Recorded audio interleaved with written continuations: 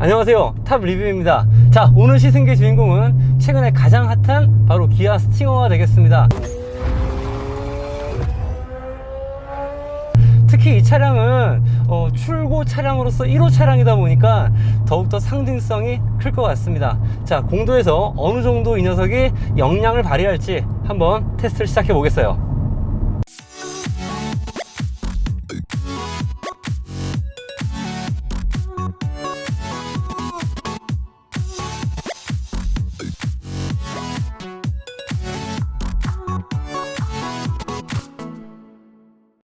자, 이번 리뷰의 주인공은 기아의 스팅어, 그중 가장 최상위 트림인 3.3 터보 풀옵션 차량이 되겠습니다.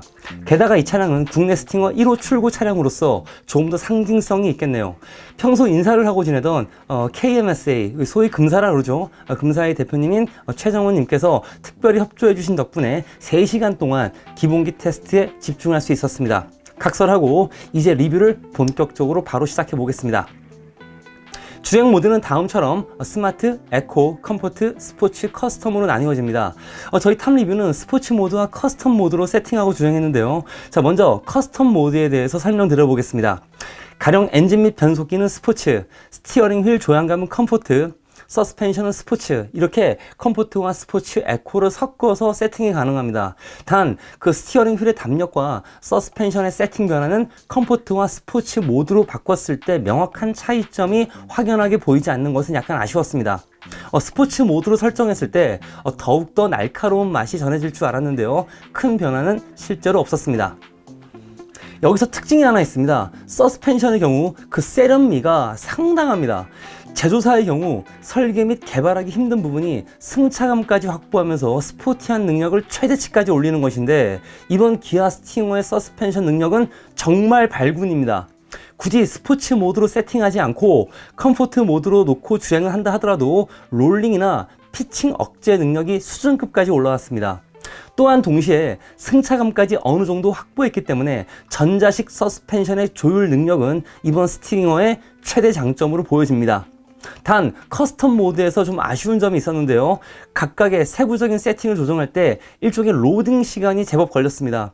최근에 시승한 BMW M4처럼 즉각적인 세팅 변화가 이루어지지 않은 점은 약간의 아쉬움이 되겠네요. 본격적으로 구불구불진 와인딩 코스에서 약 2시간 동안 집중적인 코너링 테스트를 하고 있는데요. 많이들 궁금해하실 가속력부터 말씀드려 보도록 하죠. 엑셀 전기에 따른 차량의 반응이 다소 더딥니다. 가령 코너 탈출을 할 때 엑셀 가속 시점을 예상보다 반 박자, 아니 한 박자 더 빨리 밟아야 하는 느낌인데요. 자, 이는 가속이 되어 있는 상태뿐만 아니라 완전 저속에서도 약간의 터보렉과 결합해서 엑셀링 전기에 있어서는 분명히 아쉬움으로 남았습니다.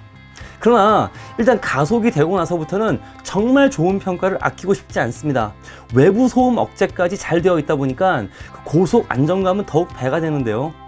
수준급의 롤링 억제와 더불어서 고속 코너링에서 더 밟고 들어가고 싶은 충동까지 계속 부추기더군요.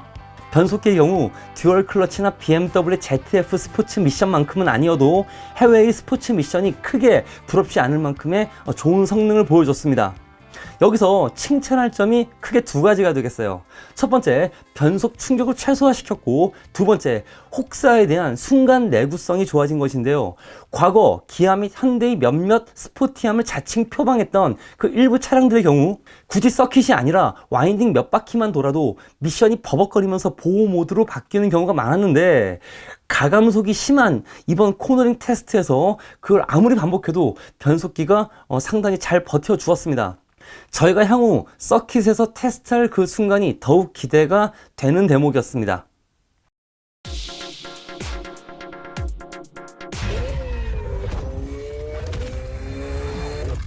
자, 이제 제동력을 판단해 보겠습니다. 차량의 무게가 1700kg을 넘어서고 하중 이동에 따른 피칭 현상이 어떠할지 걱정이 앞섰는데요. 운전자가 브레이크를 다루기가 정말 편합니다. 특히 그 미쉐린 PS4 타이어와 지금 순정으로 장착된 브렘보 브레이크의 밸런스가 정말 좋았습니다. 또한 ABS의 해상도가 PS4 타이어 덕분에 운전자가 판단하기에 무척 좋았고요. 내리막 고속 주행 후 급감속을 할 때 급격하게 하중이 무너지지 않으면서 피칭을 많이 완화시킬 수 있는 그 소위 세련미까지 확보한 것에 대해서 정말 좋은 평가를 내려봅니다. 사실 저희 탑 리뷰는 그 미쉐린 PS4에 대해서 누구보다 자신있게 말씀드릴 수 있습니다. 올 초 그 미쉐린 PS4에 대한 익스트림 테스트를 진행했었기 때문인데요. 일부 어떤 분들은 PS4는 200마력의 차량들, 그리고 무게가 1500kg 미만의 차량들에게나 어울릴 뿐 그 350마력 이상의 무거운 차량들에게는 맞지 않다고 이상한 소리를 하시는 분들이 있었는데요. 자, 그러나 2시간 넘는 가혹한 주행을 해본 결과 공도에서만큼은 그 스팅어 차량과 정말 찰떡궁합입니다. 아마 국내에서 미쉐린 PS4가 출고 차량에 기본적으로 장착되는 경우는 스팅어가 처음인 것으로 아는데요. 기아가 정말 신의 한 수를 둔 것 같습니다. 과거, 아니 얼마 전만 해도 차량의 컨셉과 어울리지 않는 그 이상한 타이어를 장착해서 그 욕을 많이 먹었었죠. 그런데 이렇게 본격 스포츠 타이어를 기본 장착한 그 기획력에 대해서 진짜 박수갈채를 보내고 싶습니다. 그런데 말이죠, 이 미쉐린 PS4 성능과 승차감 이 두 개는 정말 좋은데 역시 가혹 주행 시에 버텨내는 내구성은 살짝 아쉬웠습니다.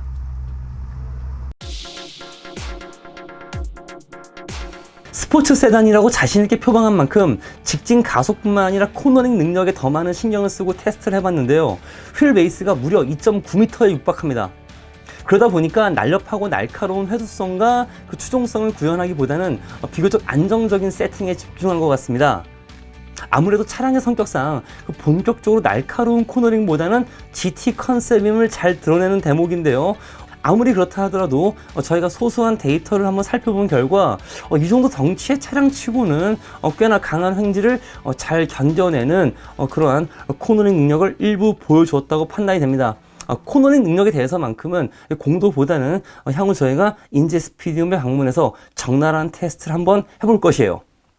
여기서 칭찬할 점이 하나 있습니다. 바로 VDC의 개입 느낌이 많이 세련돼진 것인데요. 과거 기아의 차량들은 VDC가 개입될 때 그 이질감이 강하게 들 만큼 거부감이 들 때도 있었습니다. 사실 스포츠 세단이라고 한다면 운전자가 코너링 전개 시에 VDC 개입이 되고 있음을 못 느끼게 하면서 운전자가 나는 역시 운전을 잘해 라고 자아도취하게끔 하는 노하우가 필요한 것이죠.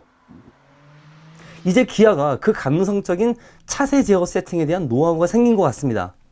저 같은 덕후들은 좀 더 날카로운 코너링으로 세팅됐으면 좋았겠지만 이 정도의 능력치라면 일반 유저분들의 경우에 있어서 충분히 안전하고도 재미있는 코너링을 즐길 수 있을 것이라고 판단됩니다.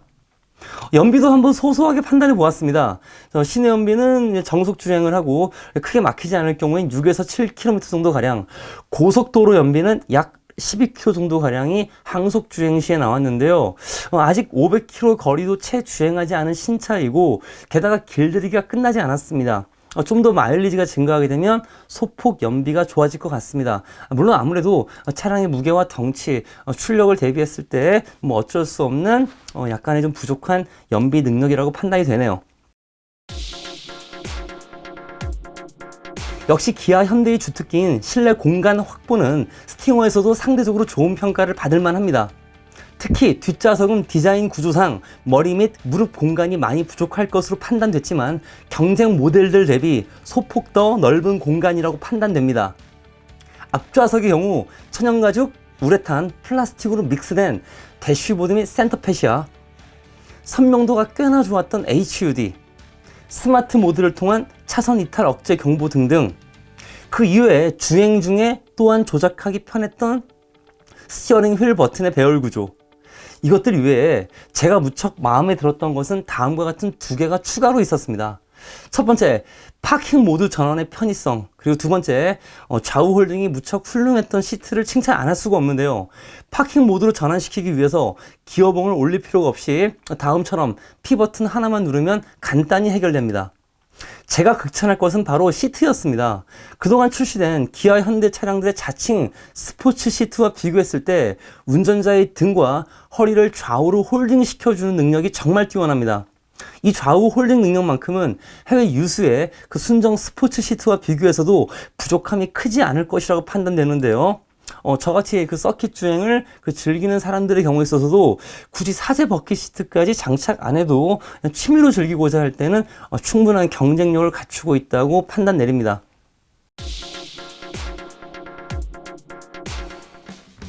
자, 저희 탑 리뷰에게 많이들 기대하셨을 것이라고 판단되는 제로백이나 백제로, 최대 종지, 이제 이러한 데이터 테스트를 하지 못한 점은 저희도 무척 아쉽습니다.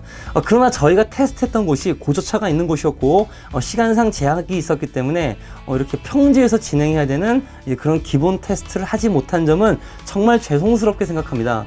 그러나 저희 탑 리뷰가 3시간 동안 불꽃을 튀기면서 그 와인딩 테스트한 점을 다시 한번 정리해 드리자면, 엑셀링 전기에 따른 한 템포 느린 듯한 가속 반응, 그리고 모드 변경에 따른 큰 변화가 없는 스티어링 휠 및 서스펜션 세팅, 이는 그 스포츠 세단 치고는 아쉬움이 분명히 되었습니다. 자, 하지만 해외의 스포츠 미션이 크게 부럽지 않은 8단 미션의 변속 질감, 반응, 속도, 그리고 혀를 내두를 만큼의 승차감과 스포츠성을 정말로 잘 믹스한 서스펜션, 트레일 브레이킹을 용이하게끔 초중후반 담력을 리니어하게 세팅해서 운전자가 다루기 참 편했던 브렘보 브레이크, 처음 발견하고서 눈물이 날 만큼 무척 반가웠던 미쉐린 PS4 타이어, 기존의 기아 현대의 노하우를 잘 계승한 실내 공간 확보, 그리고 스포츠 세단의 가치를 제대로 잘 보여준 스포츠 시트, 상당히 인상 깊은 시승이었습니다.